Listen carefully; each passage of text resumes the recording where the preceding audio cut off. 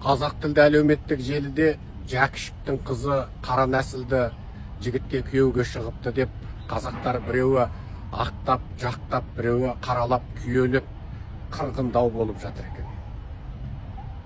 Мен бұл мәселеге кіріспей-ақ қоятын едім. Менің ұстанымым бойынша ол қазақтың қара көз қызы қара зеңгіге тие ме, көк көз қоңқақ тұмсыққа тие ме, жоқ бір қазақтың жігітіне тие ме, ол оның өз жеке бастық таңдауы.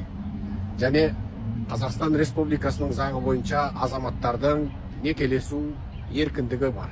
Ол қайсы бір елдер сияқты, мысалы басқа жат елге, жат дінге күйеуге шықса, оны азаматтықтан айыратын, немесе оған сол елден берілетін мұнай газдан түсетін табыстан үлесті алып тастайтын ондай заңдар болмағаннан кейін, біздің елімізде мұнай мен газдан түсетін табысты халыққа басқалар сияқты бөліп беріп те отырмағаннан кейін, біздің елімізде қазіргі заң бойынша кімге тиесің, Шүршіт Қытайға тиесің ба, Қалмақ Чукчаға тиесің ба, өзің білесің. Жәкішевтің қызы қара зеңгі шетелдік жігітке күйеуге шығыпты деп соны кінәлап, қаралап, жалалап, сол қызының ісі арқылы Жәкішевті өздерінше бір осы орайда қаралап қалайық, күйелеп қалайық деп жатқандар, еліміздегі заңдарды, немесе жаңағындай кез келген келімсекке қақпан ашып қойған, кез келген келімсек қызың түгілі жеріңді де байлығыңды да алып жатқан, топырлап миллиондап келіп азаматтығыңды алып жатқан қазіргі жағдайға бір ауыз сөз айтпайды. Сол Жәкішевтің қызын кінәлаған, немесе қыз арқылы Жәкішевті кінәлап жатқандардың бірде-бірі қайталап тұрып айтам, осының барлығына жол берген, бүкіл елімізді елдіктен, егемендіктен айырып отырған мына зұлым жүйе туралы мәу деп айтпайды. Сөйтеді де Жәкішевті тілдеріне тиек етеді. Мен таңырқаймын. Біздің қоғамымызды осыншалықты деңгейде мәңгүрттендіргенде, кез келген қазақтың алдына бір динозаврдай мәселе тұрса, қазақтар көрмейтін, ал құмырсқадай мәселені миллионы қуып ойбай-ай, мынау құмырсқадай мәселе екен деп әлгіні талқылайтын ауру қалыптасты. Мен осы адамдарға таңырқаймын. Жәкішевті кім қорғылды? Сондай үлкен маманды, қайраткерді кім қорғылды? Кім оны нақақ түрмеге отырды? Кім оның тұтас өмірін, тірлігін, отбасын ойран қылып жіберді? Оны айтпайды, оны ешкім талқыламайды. Сондықтан мен қазақтар мәлім деңгейде бір психологиялық ауытқуға ұшырады ма екен деп алаңдай беремін. Сол психологиялық ауытқудың кесірінен қазақтар үнемі мәселенің маңызы не, маңыздысы не, оның өзегі қайда, ол не үшін солай болды деп емес, қайдағы бір қоян қуатын тақырыптардың артынан кетуге дайын тұрады. Еңісті көрсе құлдилауға дайын тұратын бұл халықтың ертеңнен, болашағынан үміт қалай күтесін? Енді екінші бір. Әкесін соншалықты деңгейде қорлаған, нақақтан нақақ түрмеге тыққан мына қоғамға сол қыз наразы болмай ма? Бүйтіп қазақстандық болғанша, бүйтіп қазақ болғанша осылай кетейін демей ма? Абсолютті түрде солай ойлауға оның қақысы бар. Мен мысалы Американың өзінде қазақтан түңілген қазақты көрген. Ұлдарыма жойыттан қатынап беріп, тұқымымды жойыт қып жіберсем қайтеді дегенді де көрген. Неге? Қазақтың берекесіздігі, бас қосылмайтындығы, аққа жақ болмайтындығы, қараға қарсы болмайтындығы, бүкіл дүние өртеніп күйіп жатса да, сол тойын, думанын, жаңағы басқа ұсақ түйек бірдеңкелерін ойлаудан арыға бармайтындығы, әрине кез келген ойлы, салмақты қазақты қайғыртады. Біздің қазаққа Қарақытайдың қазақ жеріне келіп 100 мың гектарлап жерімізді алып алған, ол жерімізді 99 жылға алғаны маңызды емес. Ешкім оған қызықпайды. Оған әншілердің бірімен бірінің ажырасқаны, біреудің тоқалының сұхбат бергені, оған қарсы бәйбішесінің сұхбат бергені, солар қызық. Сосын мынау блогерлерді үкімет қолдан жасап оларға арнайы дайындықтан өткізіп, ананы анаған қарсы үргістіп, мұнаны мынаған қарсы үргістіп, елдің халықтың миын ашытып қойып отыр. Мына жақтан жаңағы дін тон жамылған дінкештер шығады, неше түрлі әңгімен айтып, мына жақтан жаңағы діни тартыстарды шығарып қояды, бірін-бірі қаралап, бірін-бірі жаңағы бүйіздеп жатқан қазақ. Ал бірақ осыншама сөйлеп қалған, жазып қалған, айтып қалған, болмысы бітімі әулие болған, осы көсемсіп барлық нәрсені айтатын қазақ дәл елді жерді тұтасымен тәркі қылып қытайларға жерді беріп бүкіл Қазақстанды қазір Қытайстан қылып жатқанын айтпайды, талқыламайды. Қайғы ма? Қайғы. Қасірет пе? Қасірет. 1990 жылдардың соңында Индонезияда Қытай менен индонезияндардың ортасында үлкен қатты қырғын болды. Сол қатты қырғында Индонезияға сөздің шыны керек, бүкіл дүние жүзі таңырқады. Неге қырғын болды?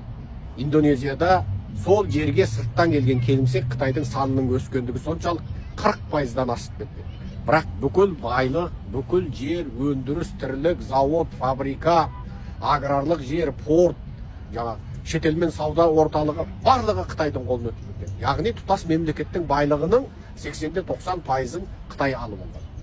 Тұрғылықты индонезияндар, елдің иесі, жердің иесі индонезияндар бұған наразы болды. Нәтижесінде үлкен қырғын болды. Қарап отырсаңыз, адамзат тарихында бүкіл халықтар, бүкіл қауымдар жер үшін, территория үшін соғысады. Мына жерді жаулап алам, мына жер менікі, мына жер сенікі емес дейтін соғыс адамзат тарихында бәленбай 1000 жылдан бері жалғасып келеді. Соның айқын дәлелі Қырым біздікі деп орыс тартып алды. Орыс тартып алды. Ал Украинаның Днепр, Луганскісі біздікі деп оны өтірік фейк мемлекет құрып оны өзіне қосып алды. Адамдар жер үшін соғысты. Бірақ адамзат тарихында бір халық болды. Олар сол жерді біздікі емес, кет айше кет деп парламентінде шешім қабылдап, өзінің мемлекетінен бөліп алып тастады. Ол Малай, ол Малайзия. Адамзат тарихында қаншама халықтар мен тәуелсіз болайын, ел құрайын, егемен болайын деп жанталасады. Мысалы, онда егемендік ұмтылып жүрген халықтар көп білесіздер. Бірақ жаңағы Малай жерінен кесіп тастаған Сингапур, жоқ, мен тәуелсіз болмайым, Малаймен өлсем бір шұқырда, тірі болсам бір төбеде болам деп еңіреп жылағанына қарамай Сингапурды кесіп алып тастады. Сонда жерін кесіп алып тастауға Малайды не мәжбүрледі? Тәуелсіз болмаймын деп айтқызуға Сингапурды құрған Ли Куан Юдың өз аузынан мен тәуелсіз болмаймын, Малаймен бірге болам деген сөзді не айтқызды? Себебі Ли Куан Ю Қытай еді, Сингапур Малайдың жері еді. Қаңғылестеп келген Қара Қытай Малайзияда көбейгендігі соншалық ең көп жері Сингапур болды. Малайлар тәуелсіздік алған кезде қараса Малайзиядағы Қытайлардың пайызы артып кеткен. Сингапур ол 81% Қытай. Егер Сингапурды кесіп тастамаса, Малайзияның халқының құрамында Қытайдың пайызы артып кетеді. Сингапурды кесіп тастаса, пайыз бірден төмендейді. Сөйтті де адамзат тарихында болмаған таңғажайып оқиға болды. Малайзия Сингапурды кесіп алып тастады. Парламентінде 3 мәрте дауыс қабылдап, 3 мәрте талақ айтып, Сингапурды бөліп тастады. Бұнда да неден? Ана Қара Қытайдың көптігінен, көбейгіштігінен, ана қарағайдың өзін кеміріп жеп алатын құт сияқты қасиетінен қорқты. Сөйтіп Малайлар өз жерін кесіп алып тастады. Ертең қазақтар осы күнге қалмайсыңдар ма? Алатау Ситиді дауыс беріп, Қара Қытайды, құжынаған Қытайды кесіп алып тастады. Мәжбүр болмайсыңдар ма? Қазір Алматыдағы Қытай, Үрімшідегі Құлжадағы Қытайдан көп. Қазір Алматыдағы Қытай, Үрімшідегі Құлжадағы Қытайдан көп. Айналайын, бір ұрпақ 20 жыл, 30 жыл өтер өтпей Қазақстанның тұтас шығысы мен оңтүстігін Қытайға беріп қойып қарап отырмайсыңдар ма? Мысалы, Тайланд 30-40% Қытай, 2 мәрте Қытайдан премьер-министр шықты. Мьянмардың 2 штаты тұтасымен Қытай. Ол жерде Қытай жазуын қолданады, Қытай телекомды қолданады олар. Мьянмардың орталық өкіметіне бағынбай тек формалды ғана Мьянмар болып отыр. Қытайдың ілкінде. Сингапур Қытай тілді ел қазір. Енді ойлаңдаршы айналайында. Камбоджа Қытай диаспорасы билеп отыр. Камбоджаны. Вьетнамдағы соғысқа сол Қытайдың көптігі себеп болды. Қытай компартиясы Вьетнам компартиясының ең жаңағы негізгі орындарына сол Вьетнамда Қытай диаспорасын әкеп қойды. Ең соңында Хой Жимин қараса бұл Вьетнам емес, Қытай мемлекеті болғалы тұр деп Қытайларды қуғындайды. Сол Вьетнам компартиясы қуғындаған Қытайдың қызы қазіргі Фейсбуктың иесі Шекербектің әйелі. Енді ары қарай қараңдаршы, бүкіл оңтүстік шығыс Азия Қытай болып кетті. Филиппин ол Қытай. Үнемі Филиппинде Қытаймен жергілікті Филиппиннің дауы болып отырады. Оңтүстік шығыс Азиядағы елдердің бәрін қарашы. Айналайын, қазақтар, сендер де сол күнге қаласыңдар ғой. Сондықтан мен айтам, айналайындар. Жакшиповтың қызын талқылаған қазақ біздің қыздарымызды осы жолға салуға мәжбүрлеген. Сол Жакшиповтың өзін нақақ соттаған. Бүкіл келімсекке Қытайы бар, ағы бар, қарасы бар, басқасы бар, қақпаны ашып қойған. Тұтас ұлтымызды ұлтсыздандыру жолына салып қойған. Мына зұлым жүйе туралы айтпайсыңдар да, бір құрттай қыздың мәселесін жатып кеп талқылайсыңдар. Мәселенің өзегі қайнары мына зұлым жүйеде жатқанын айтпайсыңдар. Ең қарапайым нәрсе. 19 жылы Назарбаев әлі билігіндегі кезде Серікжан Біләшті тұтқындап үйқамаққа салғанда 30-40 профессор, академик, зиялы, ақын, жазушы Серікжанды ақтап пост жазалған. Пост жазалған. Видео сұхбат берген біздің каналымызда тұр. Ұлт зиялылар, профессорлар бар, академиктер бар, зиялылар бар, ақын, жазушылар бар. Сол кісілердің көбі әлі тірі. Мекамтас Мырзахмет ағамыз қайтыс болды, бірақ ол кісі батасын беріп бізді қолдаған адам. Мұрат Әуезов ағамыз қайтыс болды, ол кісі де батасын беріп бізді ашық қолдап, мен туралы өте керемет жақсы сөздер айтқан адам, Алла разы болсын. Осы сияқты адамдар бар. Мысалы Қуандық Шамахай ағамыз, ол кісі де бізді ашық қолдап бүкіл сотымызға қатысқан адам. Алматыда тіпті мен танымайтын адамдар, мен өмірі көрмеген адамдар Алматы қаласының алдында топтасып бірден екіден кейбіреу жекелей пикетке шыққан. Мен кейін барып көрдім, тіпті орыс қыз жігіттер, жастар кеуделеріне менің суретім басылған футболканы киіп, Серікжан Біләшті Нобель сыйлығына ұсынамыз деген ағылшынша жазылған футболканы киіп пикетке шыққан. Бәрі тұр. Менің сотымда бәлем бай мың адам тепсініп тұрып, жер тепкілеп бостандық сұрау. Енді қараш, ол 2019, қазір 2026. Араға 7 жыл өтті. 7 жыл салып, Қазақстан қазір солтүстік Корей болды. Жаңағы профессорлардың, ақын, жазушы, зиялылардың, қоғамдағы тұлғалардың көбі әлі тірі, бірақ бәрі аузын жапқан. Не айырма болды 7 жылда? 7 жылда сені сөйлеу, ойыңды айту құқың шектеліп қалғандығын байқадың ба? Барған сайын мына құрсау, барған сайын сені құрсаулап қысып келе жатқан жоқ па? Мынау темір тегеурін сенің қабырғаңды күзетіп, сенің тіпті сөйлеу құқыңды шектеп жатқан жоқ па? Соны қазақ неге ойламайсың? Солар дәл қазір. Міне Қытайға қарсы тұрған Атажұрттың 19 азаматына бір сатқында алып тастағанда 18 дейік, сот ашып жатқан кезде мәудей алмай отыр. Саусақпен санарлығы ғана сөйлейді. Неге?